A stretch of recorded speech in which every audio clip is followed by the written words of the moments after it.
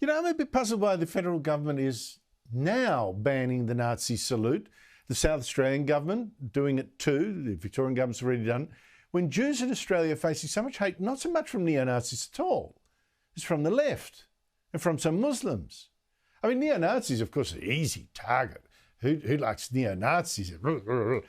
But, you know, they are very few around and, you know, strutting around in too tight black T-shirts, and they're a joke. And they're usually too brain dead to work as journalists and Greens politicians and actors and some Labor MPs and the sort of kind of people who are whipping up this insane anti-Israel hate.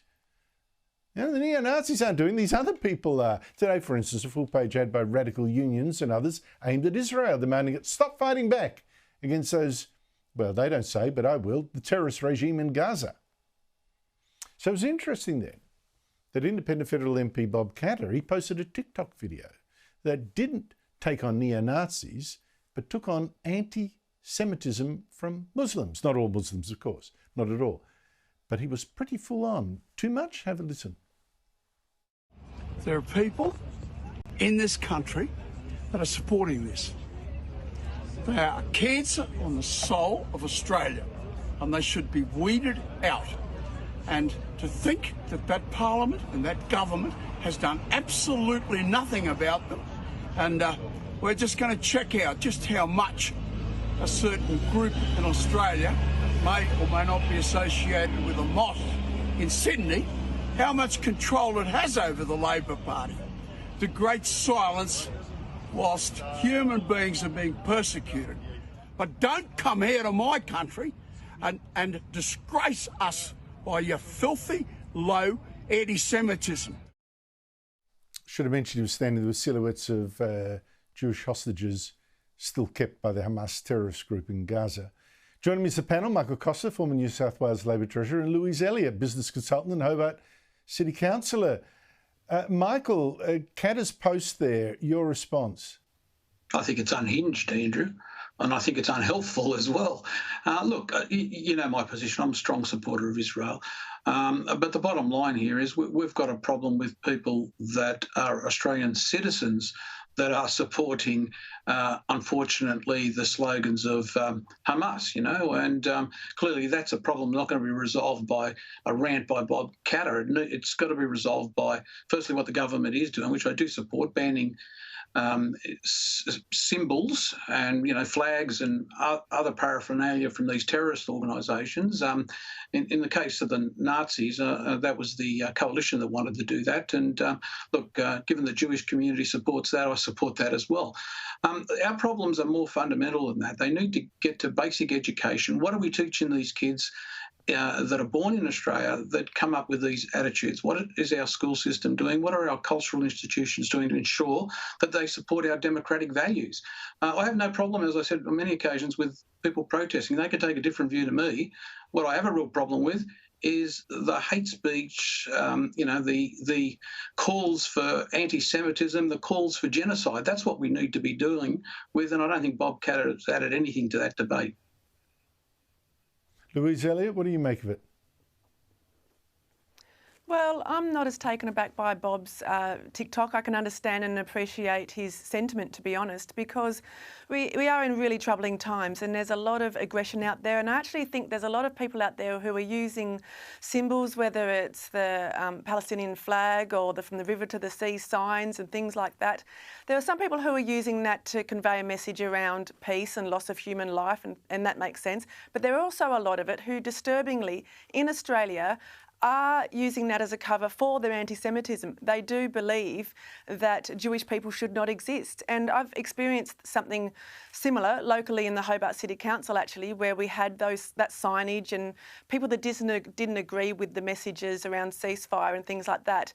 There was shame yelled out from the public gallery. And I think we really need to stamp out true aggression when we see it, because too often the government comes after easy targets, people like myself who speak the truth. And there's true aggression, there is true genocidal behaviour out there, and the government needs to stamp out that and actually prioritise it and be firm.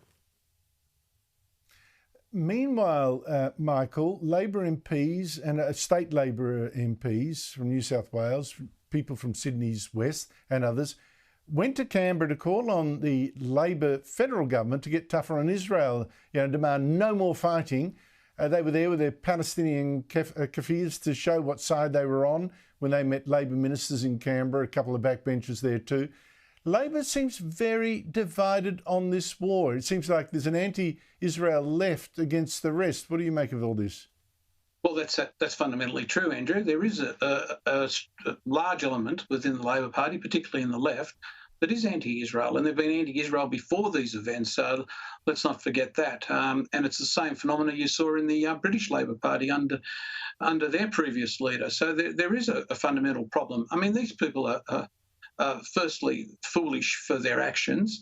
This was nothing more than a stunt for their electorates, and remember, a lot of their electorates have very large Muslim communities in there. Rather than spending their time trying to educate these people and have a sensible position. I note that there was no call for release of the hostages, as there never is in these circumstances, or any explanation of why Israel shouldn't respond to a terrorist act, which we would respond to as a country, and most other countries would.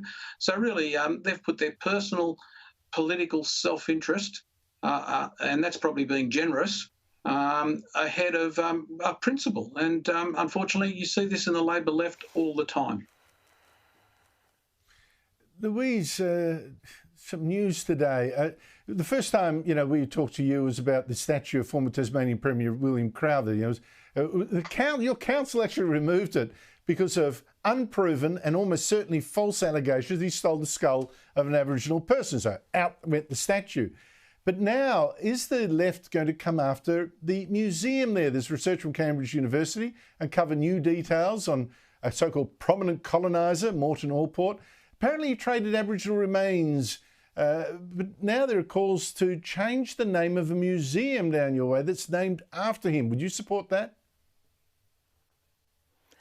Categorically not, and this is exactly what we predicted, really, because, yes, you're right, the Hobart City Council voted to remove a statue of Dr. William Crowther, who was very, very loved in the 1800s. He was a great man. He provided care to the sick people when they couldn't afford it, and other community projects and philanthropy. They voted to remove the statue, but the public's actually appealing that decision now, and there's a really strong case for the appeal, and that'll be heard in February. So Dr. Crowther still stands, but exactly as predicted, there are more calls and more cases coming forward for removal of statues. So as I said at the time, this is inevitable. What are we going to see? Are we going to see street names, place names, buildings, museums, museum collections all deleted, destroyed, renamed?